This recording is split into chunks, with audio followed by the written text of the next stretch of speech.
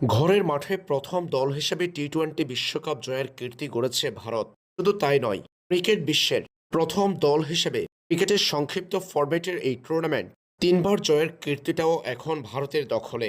আহমেদাবাদের নরেন্দ্র মোদী স্টেডিয়ামে প্রায় 1,20,000 দর্শকের সামনে নিউজিল্যান্ডকে নাস্তানাবুদ করেছে স্বাগতিক ভারত।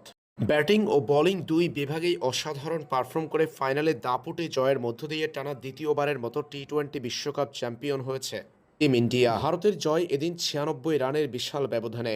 শুরুতে ব্যাটিং করা ভারতের সংগ্রহ ছিল 255 রান। ব্যাট হাতে ওপেনিংয়ে ঝড় তুলেছেন সঞ্জু স্যামসন ও অভিষেক শর্মা। সঞ্জুর ব্যাট থেকে এসেছে 46 বলে 89 রান এবং অভিষেকের ব্যাট থেকে এসেছে 52 রান। এরপর 50-র দেখা পেয়েছেন ঈশান কিষান। ভারতের ইনিংসে ছিল 18 ছক্কা 19 চার।